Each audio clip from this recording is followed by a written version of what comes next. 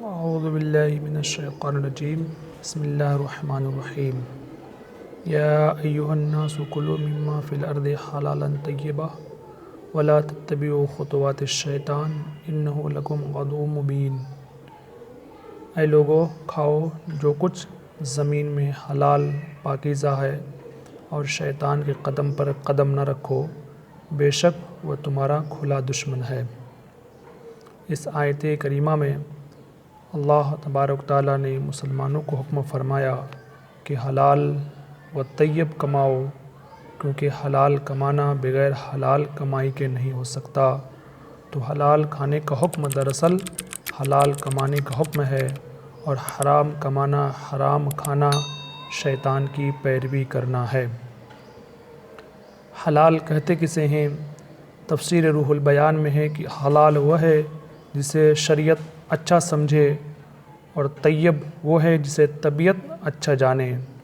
یہاں سے یہ بات سمجھ میں آتی ہے کہ ظاہری طور پر صاف ستھری غذا جو دیکھنے میں بڑی اچھی معلوم ہو، کھانے میں لذیذ ہو، وہ دنیا والوں کے نزدیک تو کھانے کے قابل ہے، لیکن وہ اسلام کی نگاہ میں اس وقت تک کھانے کے لائق نہیں جب تک کہ وہ حلال کمائی سے حاصل نہ ہو، اور اس میں ملے ہوئے تمام اجزاء اور اس میں ملے ہوئے تمام چیزیں حلال نہ ہو۔ اللہ رب العالمین ارشاد فرماتا ہے،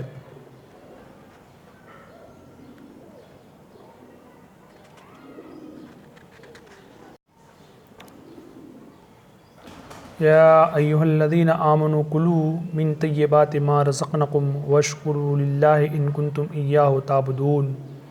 اے ایمان والو، کھاؤ ہماری دی ہوئی ستھری چیزیں اور اللہ کا احسان مانو اگر تم اسی کو پوجتے ہو۔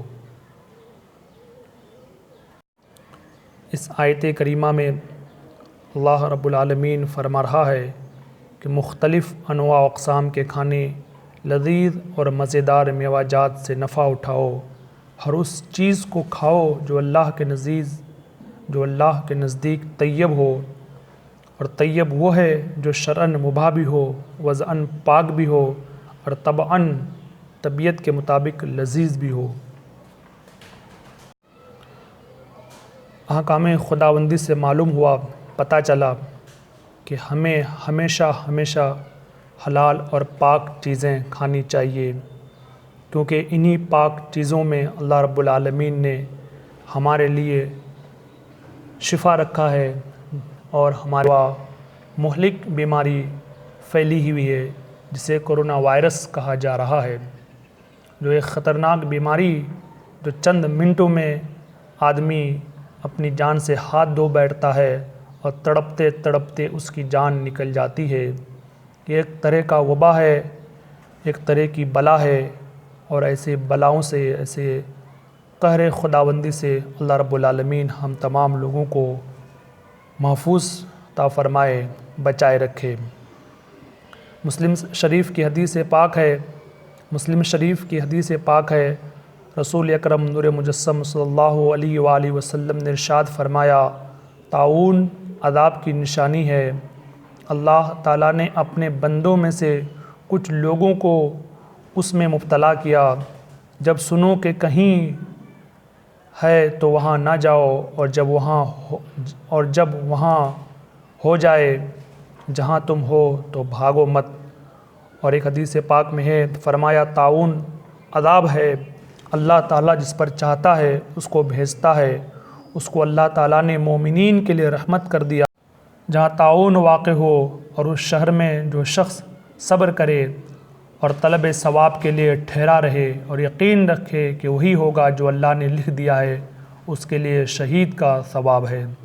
تو محترم سامعین، جیسا کہ آپ جانتے ہیں کہ کرونا وائرس ایک طرح کی وبا ہے، بلا ہے، طاعون ہی کی طرح ایک بلا ہے یہ۔ تو معلوم ہوا کہ جہاں یہ بلا ہو وہاں سے بھاگنے کے لیے ہماری شریعت نے، احکام مصطفیٰ صلی اللہ علیہ وسلم نے ہمیں منع فرمایا، اور اگر آپ وہیں پہ ہوں جہاں پہ یہ بیماری، اس طرح کی بیماری ہو، تو وہاں سے اب ہرگز نہ بھاگیں، یہاں سے ہمیں یہ مسئلہ بھی معلوم ہو گیا کہ اگر ہمارے گھر میں کسی کو خسرا ہو جائے، چیچک ہو جائے، تو ایسی بلاؤں کو دیکھ کر ہم گھر چھوڑ کر نہ بھاگیں، اور جہاں پہ ہو وہاں پر ہم خود نہ جائیں اور اپنے بچوں کو بھی نہ بھیجیں، اور اگر ہمارے گھر پہ ہو جائے تو اپنے بچوں کو بھی یوں ہی کھلم کھلا دوسری طرف جانے کو نہ دیں، تاکہ دوسروں کو یہ بلا یہ مصیبت لگ جائے۔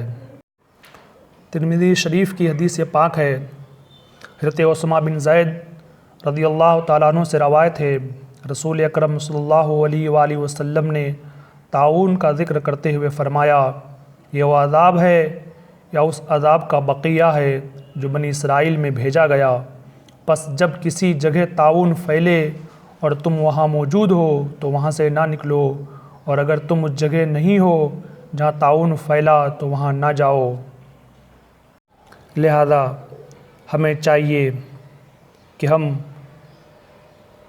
ایسی جگہ جانے سے بچیں جہاں اس طرح کی بلا ہو، اور جہاں بلا ہو وہاں سے بھاگنے سے پرہیز کریں۔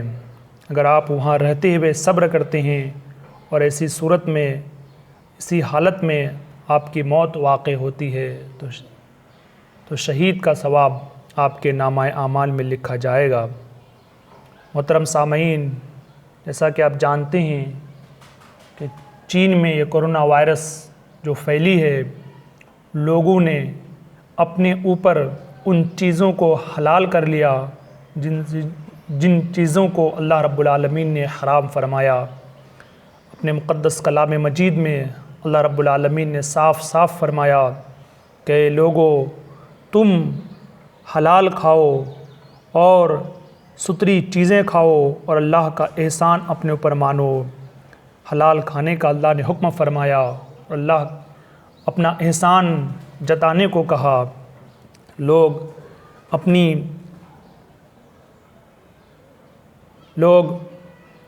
اپنی خواہشات کے مطابق ان چیزوں کا استعمال کرنا شروع کر دیا جن چیزوں کو اللہ اور اللہ کے رسول نے منع فرمایا، تو لہذا بھلائی اسی میں ہے، بہتری اسی میں ہے جن چیزوں کو اللہ رب العالمین نے حلال فرمایا، اور جن چیزوں کو اللہ رب کے رسول صلی اللہ علیہ وسلم نے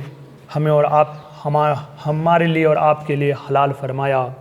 ہم ان چیزوں سے بچیں، پرہیز کریں جن چیزوں کو اللہ کے رسول نے ہمارے لیے حرام فرمایا ہے، اور حرام غذا کے استعمال ہی کی وجہ سے آج ایسی مہلک اور جان لیوا بیماری کو جس سے لوگ چند منٹوں میں ہی اپنی جان دے بیٹھتے ہیں۔ اللہ رب العالمین ہم تمام مسلمانوں کو ایسے بلاؤں سے محفوظ رکھے، آمین۔